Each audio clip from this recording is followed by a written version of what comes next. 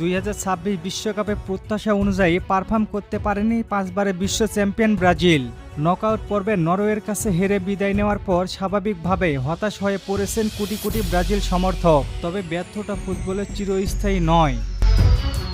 সেই ব্যর্থতা পিছনে ফেলে নতুন উদ্যমে আবারও মাঠে ফিরতে যাচ্ছে সেলেসাওরা। এবার তাদের সামনে অপেক্ষা করছে শক্তিশালী প্রতিপক্ষ অস্ট্রেলিয়া। বিশ্বকাপ শেষ হওয়ার পরে ব্রাজিল ফুটবল কনফেডারেশন আগামী ফিফা উইন্ডোতে দলের নতুনভাবে গড়ে তোলার পরিকল্পনা শুরু করেছে। সেই পরিকল্পনার অংশ হিসেবে অস্ট্রেলিয়ার বিপক্ষে দুইটি বড় আন্তর্জাতিক প্রীতি ম্যাচ খেলার সিদ্ধান্ত নেওয়া হয়েছে।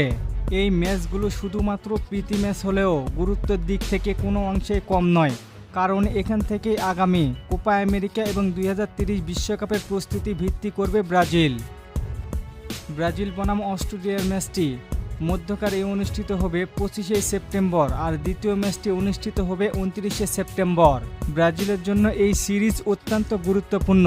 বিশ্বকাপে বাদ পড়ার পর দলের আত্মবিশ্বাস ফিরিয়ে আনতে জয় ছাড়া অন্য কিছু ভাববেন না কোচিং স্টাফরা। একই সঙ্গে নতুন কিছু ফুটবলারকে সুযোগ দেয়া হতে পারে, যাতে ভবিষ্যতের জন্য একটি ভারসাম্যপূর্ণ দল গড়ে তোলা যায়। সমর্থকদের নজর থাকবে ভিনিসিয়াস জুনিয়রের উপর, রদ্রিগো, রাফিনহা এবং আরও কয়েকজন তরুণ তারকার দিকে। তারা বিশ্বকাপে নিজেদের সেরাটা দিতে না পারলেও এই প্রীতি ম্যাচে ভালো পারফর্ম করে নতুন করে আত্মবিশ্বাসী ফিরে পেতে চাইবেন তারা। এছাড়া মিডফিল্ড ও রক্ষণেও নতুন কিছু মুখ দেখা যেতে পারে বলে ধারণা করা হচ্ছে। অন্যদিকে অস্ট্রেলিয়াও সহজ প্রতিপক্ষ নয়। এশিয়ার অন্যতম শক্তিশালী দল হিসেবে তারা সবসময় শৃঙ্খলাবদ্ধ ফুটবল খেলে।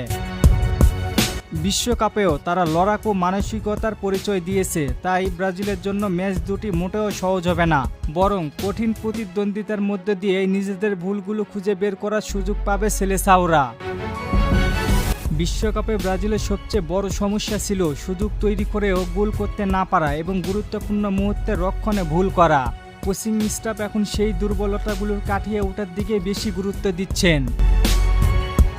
অস্ট্রেলিয়ার বিপক্ষে ম্যাচে নতুন কৌশল এবং ভিন্ন ভিন্ন ফরমেশনে খেলাতে দেখা যেতে পারে। বিশ্বকাপের ব্যর্থতার পর ব্রাজিলের সামনে ঘুরে দাঁড়ানোর এটিই সেরা সুযোগ। যদি দলটি ভালো পারফরমেন্স করতে পারে তাহলে সমর্থকদের আস্থা আবারও ফিরে আসবে। আর যদি ব্রাজিল ব্যর্থ হয় তাহলে স্কোয়াড ও কোচিং পরিকল্পনা নিয়ে নতুন করে প্রশ্ন উঠতে পারে। সব মিলিয়ে সেপ্টেম্বরে অনুষ্ঠিত হতে যাওয়া ব্রাজিল বনাম অস্ট্রেলিয়ার দুইটি ম্যাচ আন্তর্জাতিক প্রীতি ম্যাচ ফুটবল প্রেমীদের জন্য হতে যাচ্ছে দারুণ আকর্ষণীয়। বিশ্বকাপের হতাশা ভুলে নতুন অধ্যায় শুরু করতে চায় ব্রাজিল, আর অস্ট্রেলিয়া চাইবে নিজেদের শক্তির প্রমাণ দিতে। তাই ম্যাচ দুটি যে হাড্ডাহাড্ডি লড়াইয়ে পরিণত হবে তা আর বলার অপেক্ষা রাখে না। তবে এই ম্যাচগুলির কোনো সময়সূচি এখনো নির্ধারিত হয়নি, শুধু তারিখ হয়েছে। যখনই সময়সূচি জানতে পারবো জানিয়ে দিব আপনাদের। ধন্যবাদ।